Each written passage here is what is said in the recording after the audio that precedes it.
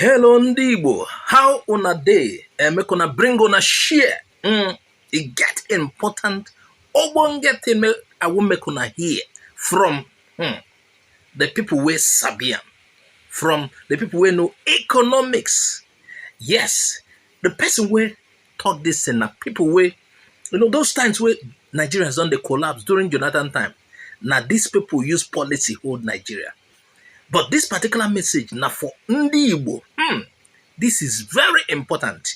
I go allow una make una hear wetin she got to say.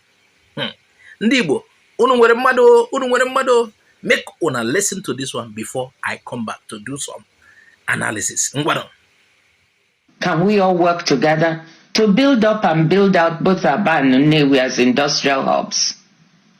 But let me say there is no reason why factories can not also be located in Owerri and Abakaliki. Let me touch on another important resource we have that we can make better use of.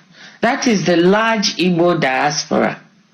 I was surprised when I took an informal poll of a gathering of people in my village, Umodisi in Gwomoahia, to see how many families had at least one member in the diaspora. Surprised to find that almost everybody put up their hands. The Southeast has one of the largest diasporas in Nigeria, if not Africa. There are Igbos everywhere, from Douala to Durban, London to Leipzig, New York to Newfoundland.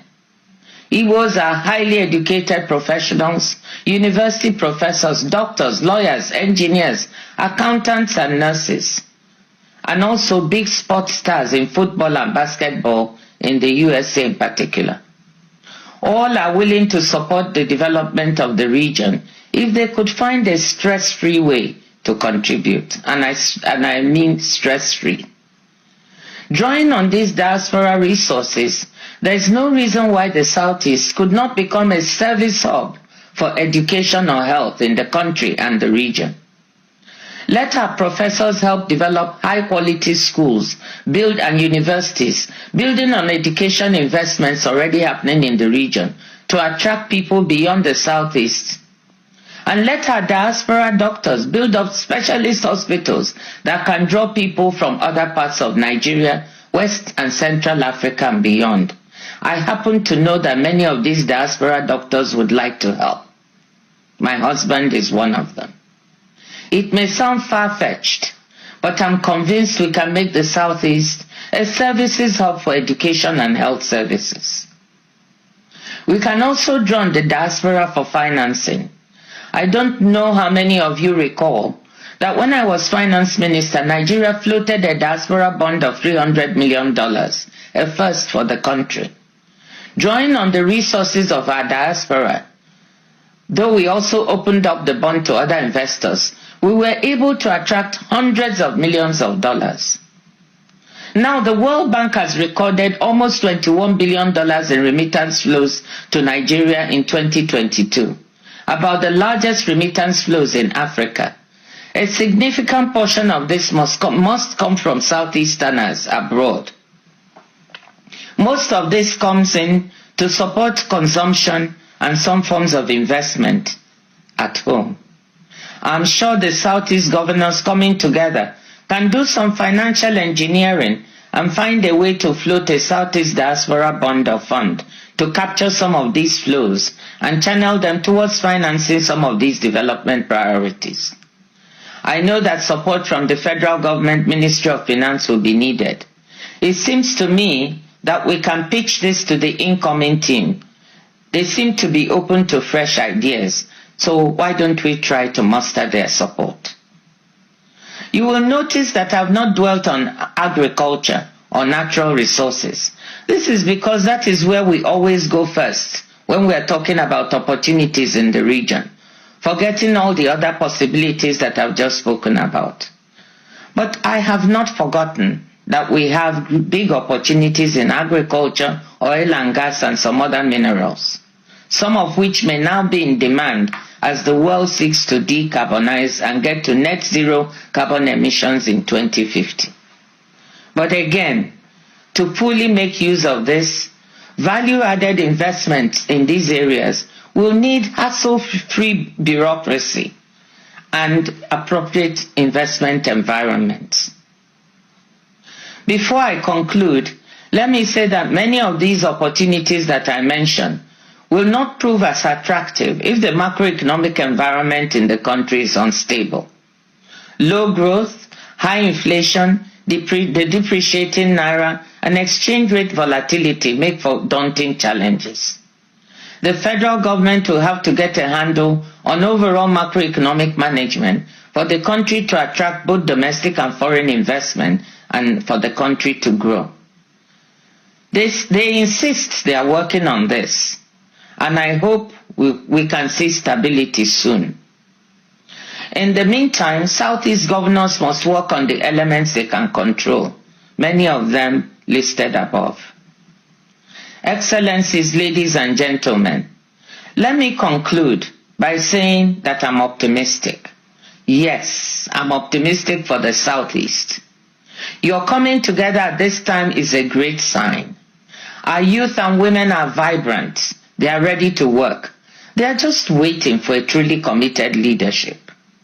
We have what it takes in the Southeast. Let us just get on and do it. Igbo kwedu. You have heard from people who have the technical know-how. She knows it. She's not guessing. She's not guessing. She's been there. In fact, somebody the world has sought after to help them fix the world in terms of economics. So she's speaking with authority, and we got to listen to her. Though I have reservations where she's talking about synergy, working with Nigeria. I want Southeast to be able to do things irrespective of whatever happens in Nigeria. Yes, not relying on, irrespective of how Nigeria is being run. Because I know that certain people do not want Southeast to do well. So I'm not really comfortable with where she was talking about what the federal government will do. No. I like the place she said, let the state government, the governors of Southeast and governors of Ndigbo do what is within their powers. So that is Okonjo Iweala. Oh, you know her now. Her level is, not within Nigeria again. But being that she's an Igbo, we need such brands. Let's look at what she said. She talked about building Nnewi and Aba. Yes, building industries, but she said it is not restricted to only Nnewi and Aba, or where Abakaliki, all of Igbo land. Yes. And there's a place she talked about agriculture, because I've heard from people who are economists too, who knows it. Let me tell you, every country should start with food production, if I am to advise. And based on what I've heard from professionals in this field, start with food production. She said a lot of attention has been given to the area of agriculture, which I don't really see. That it's still important too in her speech. She said it's still important, but why she talked about it less was that much attention has been given in that area of agriculture. Yes. Okay. Now back to basis. He said, Igbo people have more people in diaspora. You know that. We travel more than we are in different parts of the world. Yes. We are the most traveling tribe, I believe, in Africa, if not the world. And when you compare percentage as in population, we are everywhere. And we are into various fields. We have academias. Igbo people are doctors, engineers in so many great fields of human endeavors. Accountant, nurses, professors, and Igbo people are entrepreneur worldwide. They have that entrepreneurial spirit. So even in sports and entertainment, you find Igbo people. Yes. So we got what it takes if we do the right things. That's what she was saying. This with our people in diaspora, we can get support to get the best hospitals that are not restricted to our people.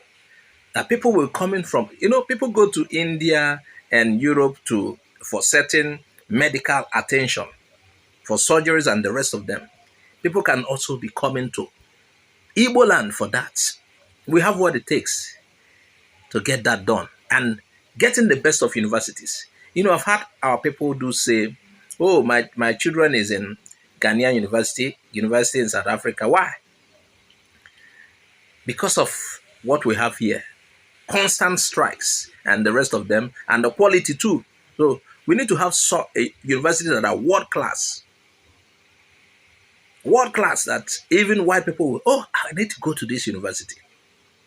That after going to our university, people will respect you, at least respect you, that, oh, he knows what the other people knows.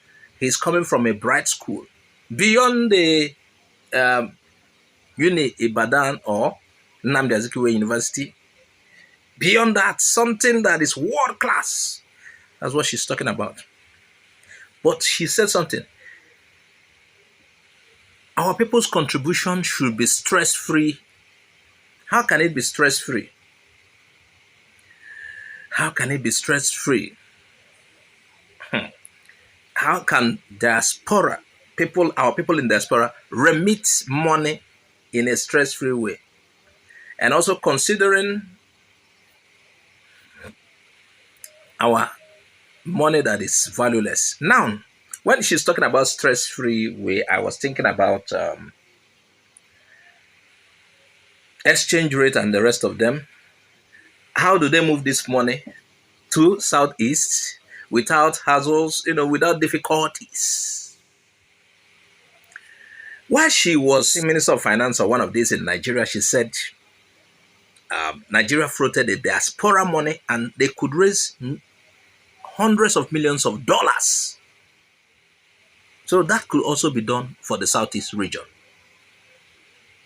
But it should be hassle-free, just like she said, stress-free, hassle-free. Yeah. He said in 2022, remittances from abroad, from Nigerians in diaspora, was about $21 billion, according to World Bank records.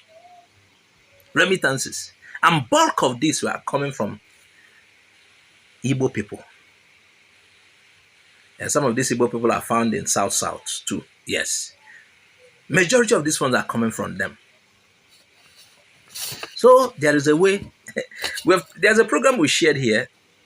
I wish I can find that video about our remittances. There's a way we need to work on that. I'm not talking about Biafra here, but then a country can succeed with remittances. Our people are traveling people, like we said earlier. Southeast can be fixed with remittances and support from people in diaspora. She's talking about harnessing that. And then another thing is insecurity is a problem. And that is why she said we need appropriate investment environment where people will not be afraid. You can't invest in an area people are always running helter-skelter for their lives. Area where you have a lot of kidnaps. So that is all about what she said. This is just a summary. But where I want to minus is that area that we have to rely on the federal government. There is a way we can do this and minus the federal government and do our things. Because I realize there are some people in Nigeria that wants to remain archaic. They want to remain backward. And they want to drag other people in their backwardness. So, if we want to fix Alibo, we should work on a resolution that Nigeria will be shoved aside. I'm not talking about Biafra yet, no, but in a way, we will do our things. We don't need to get permission from Nigeria. We don't need to wait for support from Nigeria for certain things. We should know how, okay, should I say shortcut? No, I'm not trying to say something dubious, but then, concerning our remittances, our diaspora people, we want a hitch-free, hassle-free She said stress-free movement of their resource to our land. I want to repeat it again. A lot of people in Nigeria, certain regions are dragging the country down and back, and they want others to join them in that slow pace, in that stagnation. No, we can't. So, and I want Southeast to be fixed, irrespective of whatever happens in Nigeria. Not reliant on Nigeria.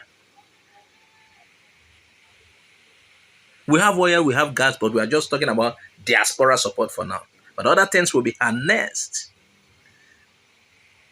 Southeast can be fixed. There should be a development fund for the region. The area called Ndigbo. The governors should synergize and work together. And again, let me tell you, there is something I've said in my earlier videos. The federal government may not want to see any good thing in the Southeast region. But our first major problem are the leaders of the Southeast, the governors, the local government chairmen, and the rest of them. We must hold them responsible. Because if they can work with, I've not heard that federal government stopped our allocation and the rest. They can work with what they have, at least to an extent. This is all I have for you now. Please share this video widely. Subscribe to my YouTube channel, please. Follow us on Facebook, Twitter, and Instagram. Bye-bye for now.